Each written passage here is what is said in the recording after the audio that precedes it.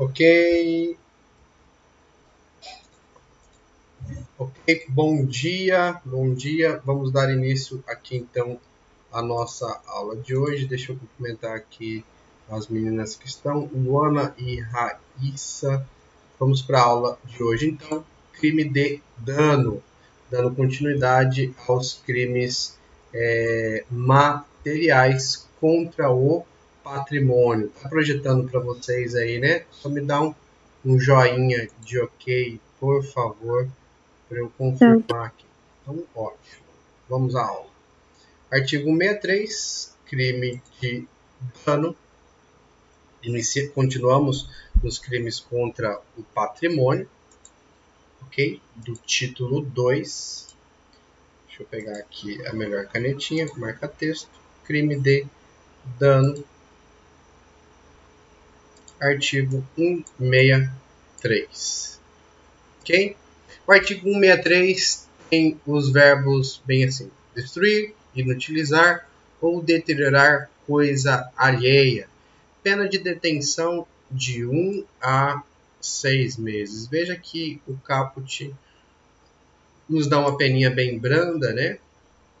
Possibilidade da suspensão condicional do processo por conta da pena mínima, e a pena máxima nos dá uma justiça especial, porque não é superior a 2 anos. E ainda a possibilidade da conversão da pena restritiva de direito ou pena restritiva de liberdade em uma pena de multa. Correto? Já no parágrafo único, a forma qualificada nos diz que, se o crime é cometido com violência ou grave ameaça, com o emprego de substância inflamável, explosiva, ou se o fato não constitui crime mais grave, como, por exemplo, o crime de incêndio do artigo 250.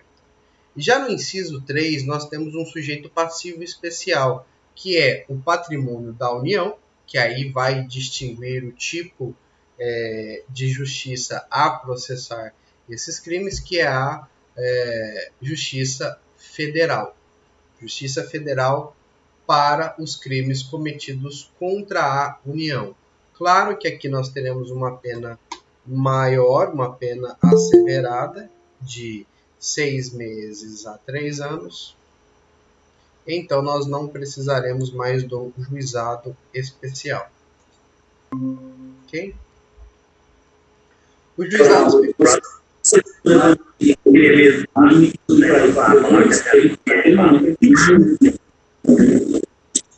Bom dia! E aí, nós teremos no inciso 3, contra o patrimônio da União, do Estado, do Distrito Federal, do município, da autarquia, fundação pública, empresa pública, sociedade de economia mista ou empresa concessionária de serviços públicos, quando nós estivermos falando do inciso 3, ok? O inciso 3, então, vai nos dar um sujeito passivo especial. Serviços públicos, nós podemos colocar aqui os ônibus, ok? De empresa concessionária. O parágrafo único, em seu inciso 4, nos dá, por motivo egoístico ou com prejuízo considerável para a vítima.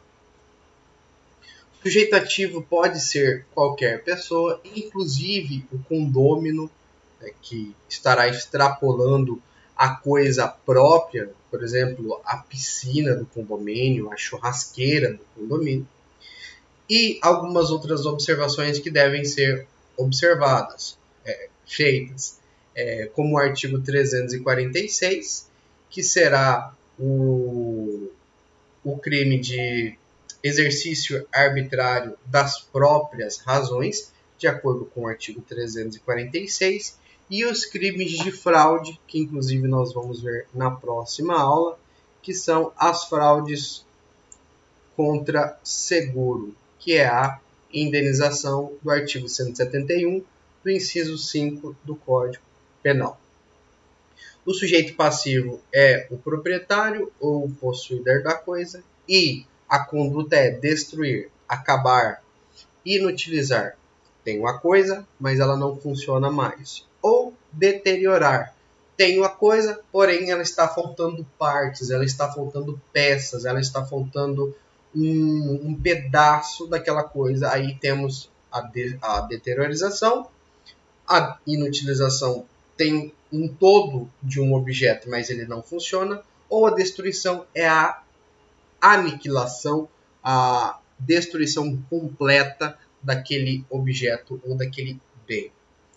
Quando nós falamos em pichação, remete-se ao crime contra o meio ambiente, do artigo 65, da Lei 9.605 de 98, e quando for contra imagens de santos, uma sepultura ou uma igreja, uma cruz de uma igreja, ao invés dos crimes de dano, nós temos uma subjetividade nisso. Então, estará remetido para os crimes do artigo 208 e 210, respectivamente, contra culto e a sepultura, que será contra o respeito aos mortos e o sentimento religioso das pessoas.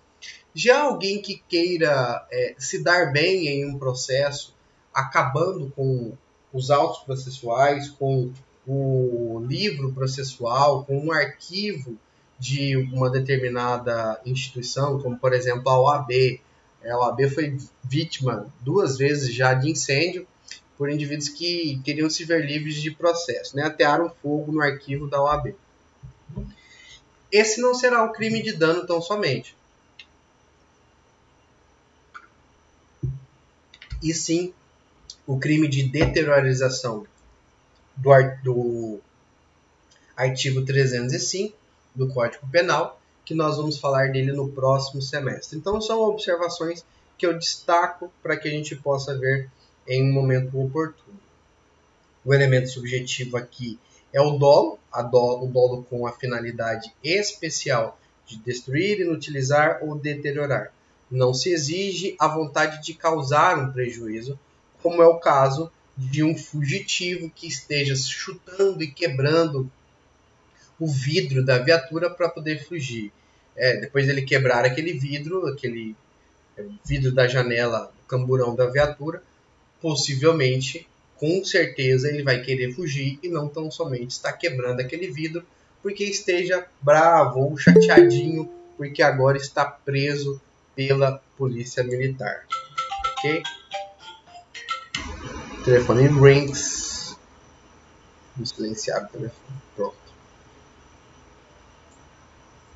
Dano qualificado se dará, então, daquelas formas que nós já lemos, que é violência à pessoa ou grave ameaça, substância inflamável, contra o patrimônio da União, Estado, Distrito Federal, municípios, autarquias, fundação pública, UFMT, Caixa Econômica Federal, Correios, etc.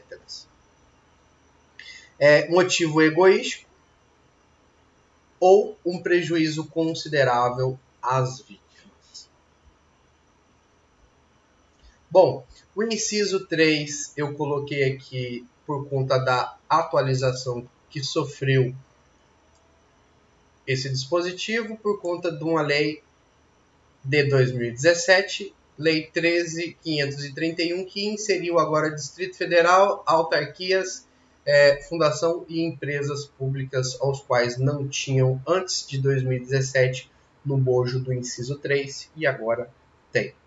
O princípio da insignificância da bagatela quando praticados contra o crime, contra o sujeito público, fundação pública, patrimônio público, não é aplicado de acordo com o informativo 712 do STF.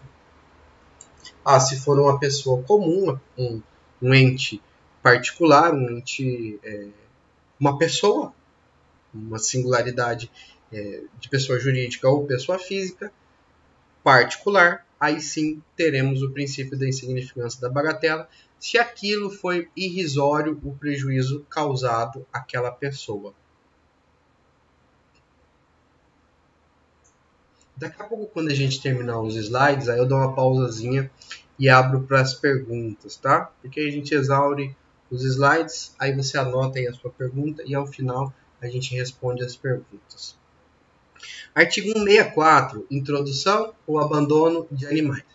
Aqui, queridos colegas, já inicio falando que não existe a modalidade culposa, ou seja, por negligência, o indivíduo que não fechou direito o curral, a porta, o portão, a porteira, ou o animal fugiu, escapou, escapuliu, né, como diria o goiano, não é o artigo 164. Aqui é no mínimo um dolo eventual. Ah, deixei as cabras soltas e se entrarem na casa do vizinho, entraram. Prevejo o resultado e não me importo com o resultado. Doesn't matter, pouco importa o que está acontecendo.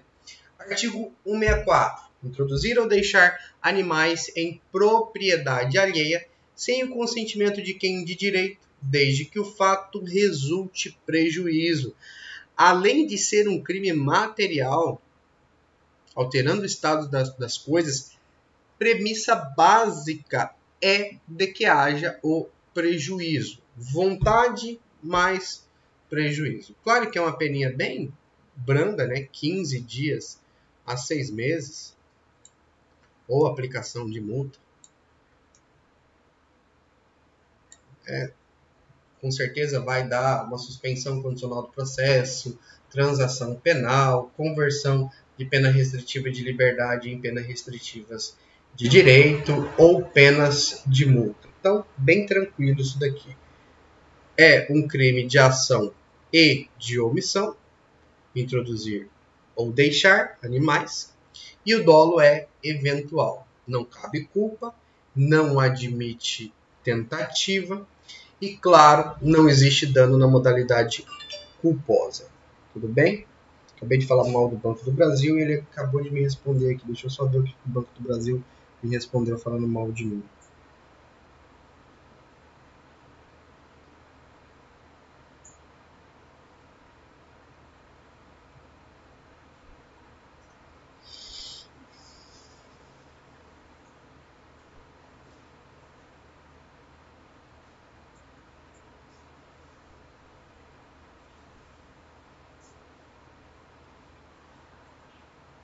Pronto.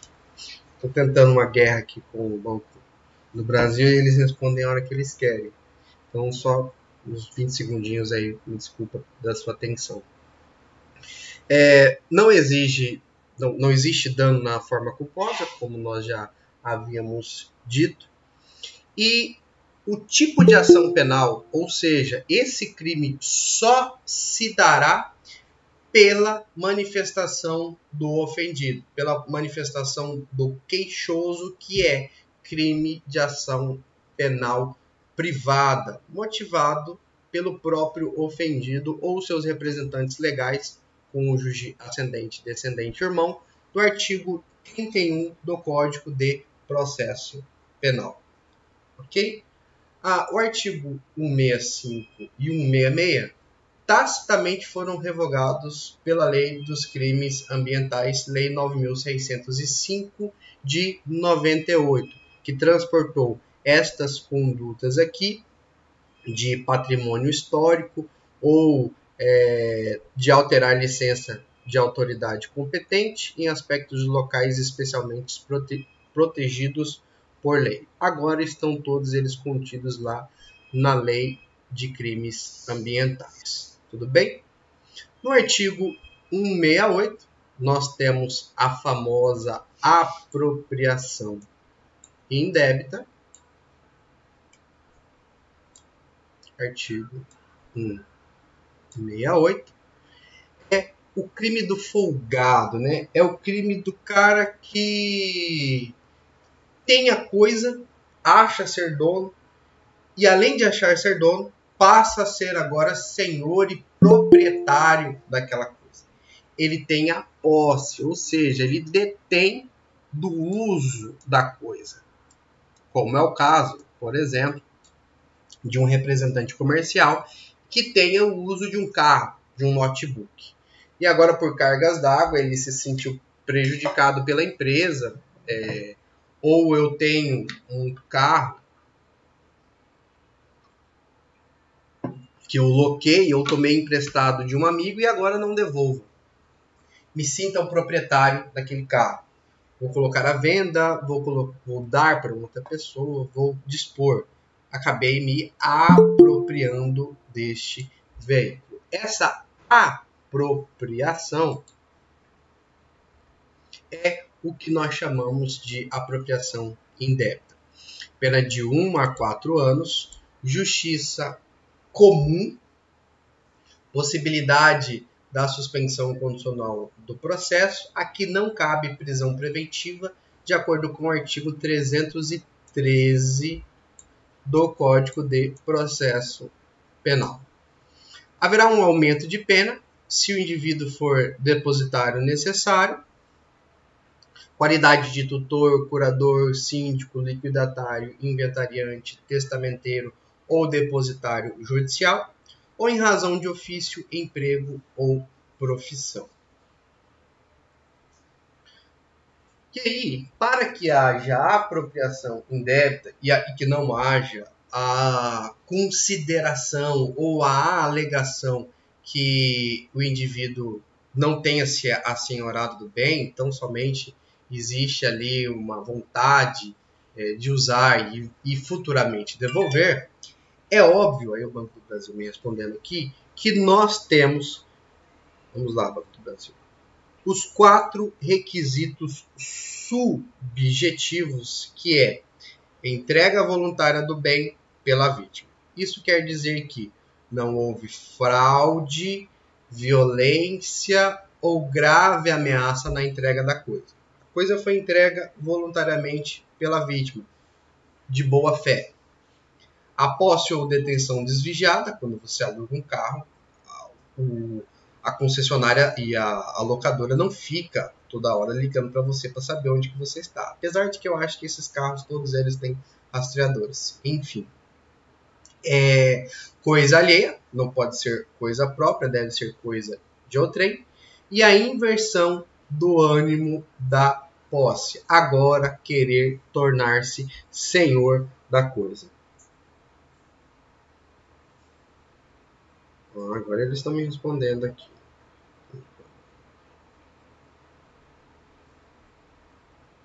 Só um minutinho.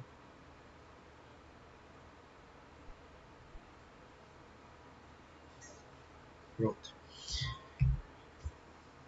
Elemento subjetivo é o dolo e o dolo subsequente à posse da coisa.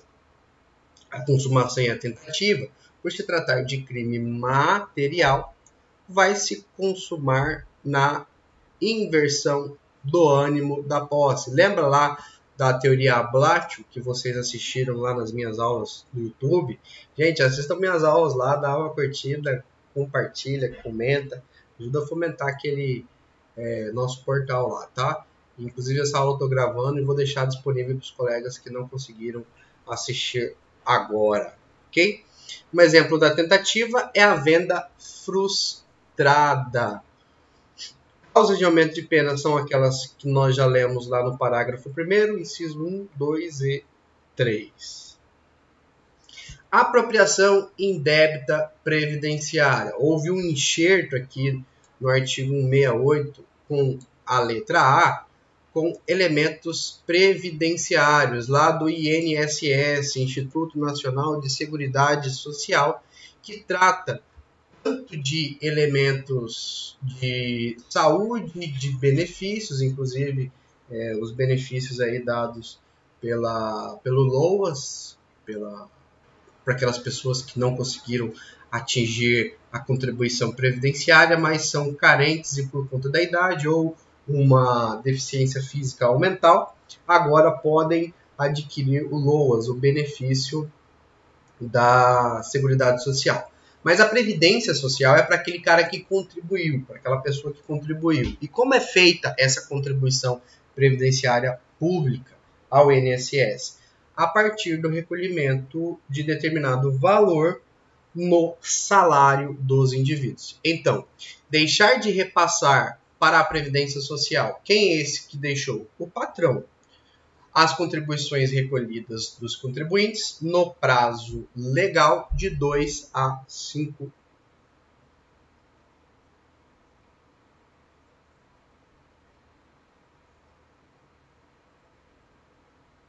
de 2 a 5 anos a pena deste crime. Impossibilidade do sursis, Justiça Federal por conta da Previdência.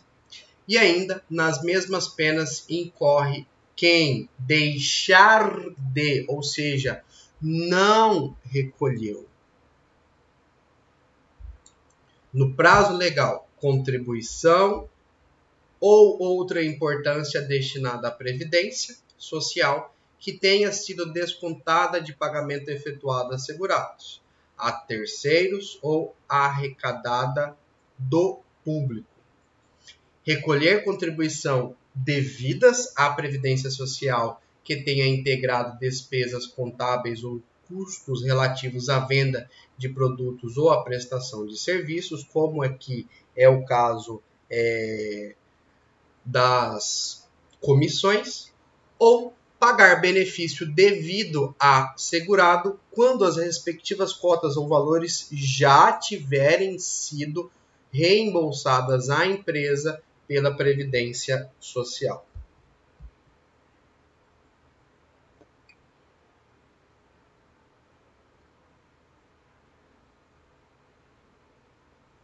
Só um pouquinho.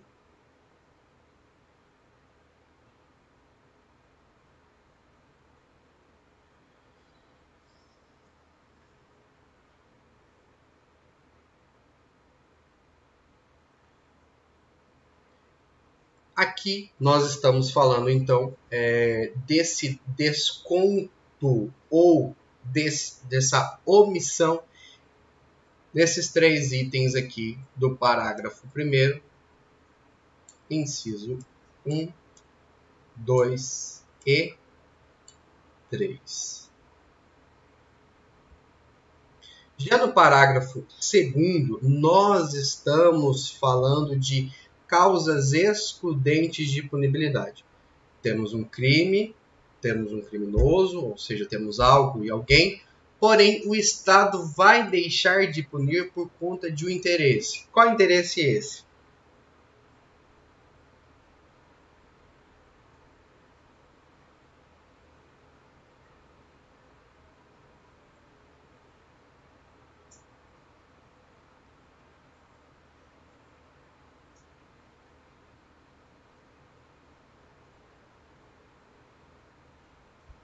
Qual interesse é esse? Desculpa que eu estou numa briga ali com o Banco do Brasil, mas já terminei já.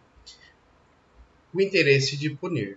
Se o indivíduo satisfaz, o fisco satisfaz a proteção do bem jurídico, que é aqui os elementos do INSS, da Previdência Social, não há de que se falar então em ação penal. Por quê?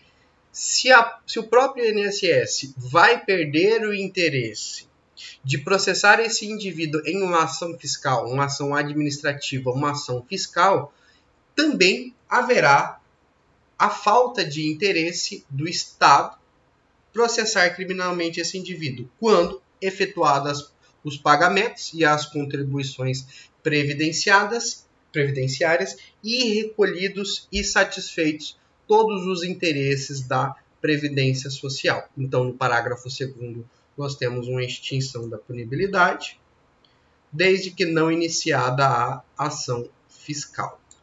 Já no parágrafo 3º, é facultado ao juiz deixar de aplicar a pena ou aplicar somente a pena de multa se o agente for primário, aqui nós temos uma privilegiadora, né, e tenha promovido o pagamento após o início da ação fiscal. Deu merda, iniciou a ação fiscal, mas agora nós queremos remediar a situação. Então, o que faz? Antes de oferecida a denúncia, antes de iniciada a ação penal, faz-se o pagamento da contribuição social previdenciária, inclusive os acessórios, ou o valor das contribuições devidas, inclusive acessórios, seja igual ou inferior àquela estabelecido pela Previdência Social, administrativamente, como sendo o mínimo para o ajuizamento das execuções finais.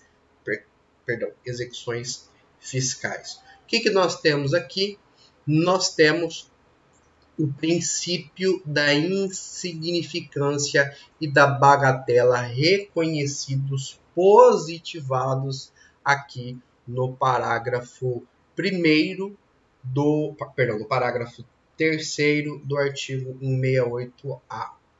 Bom, aqui esse slide eu deixei para conceito, para que depois vocês possam fazer uma leitura melhor e uma reanálise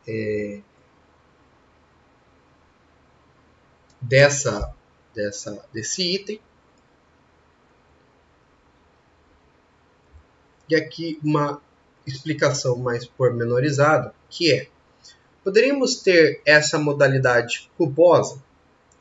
Pode o sujeito dizer que não queria causar o prejuízo ao erário? Para o STF, sim. Para a CESP, também sim. Na doutrina, acharemos muita coisa diferente a esse respeito. Eu entendo que haja a dificuldade de nós enquadrarmos na modalidade culposa. E aí é como o STF diz, que o indivíduo poderia agir em culpa. Porém, existe a necessidade expressa de tudo isso estar no Código Penal. E o Código Penal não nos diz na modalidade culposa. Então, a divergência está aberta quanto a esse instituto. No parágrafo 2º, nós temos a causa excludente de punibilidade, porém, a ação fiscal inicia a entrega da notificação do auto da infração. E se essa notificação tem que ser válida, então, se o agente paga integralmente o débito, é extinta também a punibilidade aqui na seara criminal. Deixa eu só organizar aqui o meu notebook, me dá 10 segundinhos.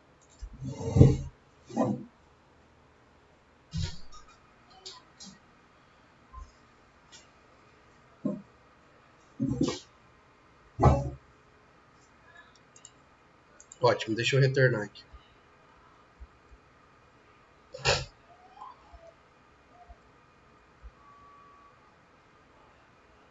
Desculpa, né? Deixa eu fechar isso aqui.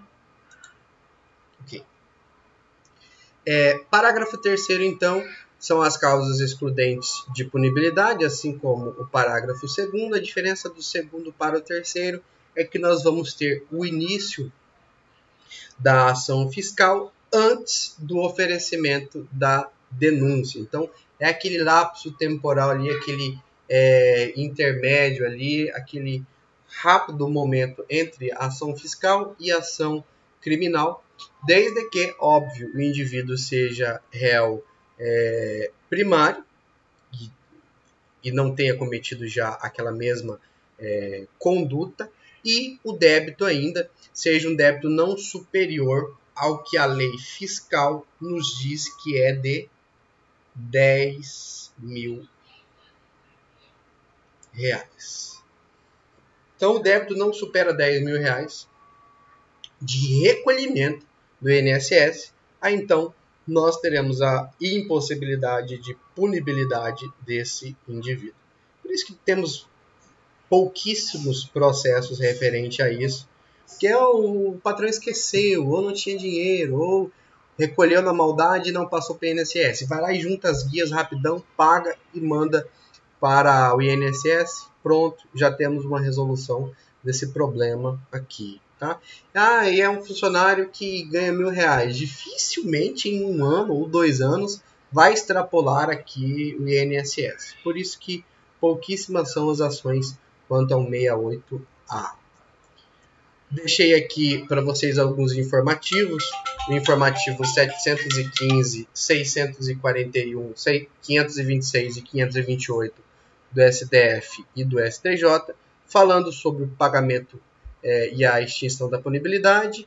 princípio da insignificância e bagatela, e dizendo que é um crime omissivo próprio e não havendo necessidade de dolo específico nos recolhimentos. E aí, remeto vocês à leitura desses informativos, até que você crie uma habilidade, né, para que você crie uma habilidade de ler informativos, súmulas vinculantes.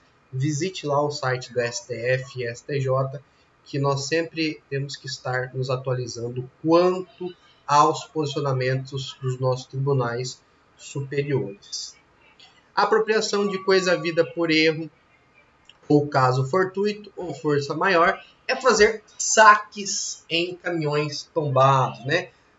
Tombou um caminhão e o indivíduo vai lá e apropria-se de coisa alheia vinda ao seu poder por erro, caso fortuito ou força da natureza, né? Ou alguém entregou alguma coisa na sua casa que não era para você e mesmo assim você fez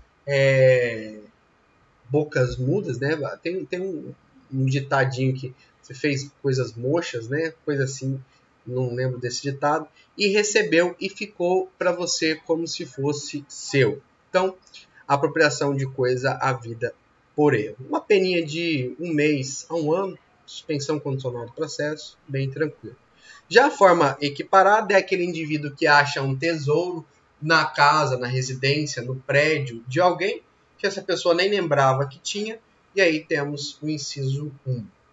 Já o inciso 2 é achado é roubado sim. Então, se alguém achou alguma coisa e não devolveu, não fez a devolução para o dono, ou entregou para o Estado, para que o Estado se vire de alguma forma para devolver para aquela pessoa, não me pergunte como isso é feito, porque eu não sei, isso não tem nada a ver com o criminal,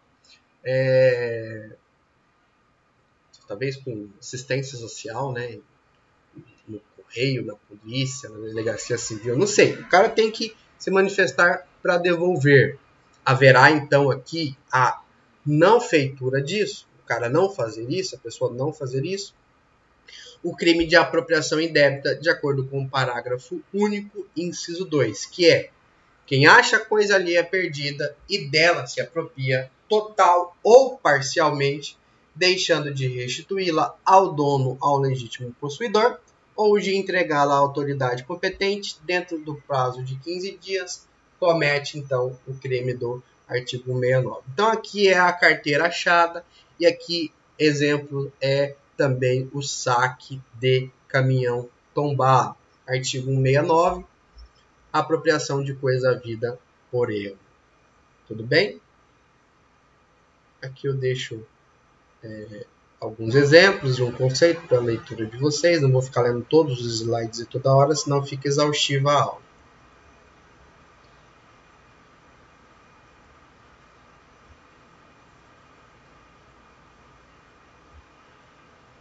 E por último, temos a apropriação privilegiada, que é quando o réu for primário, que não haja considerado a reincidência, artigos 63 e 64 do Código Penal, não necessariamente bons antecedentes, e que a coisa seja de pequeno valor. Que coisa é essa de pequeno valor? Não ultrapasse um salário mínimo.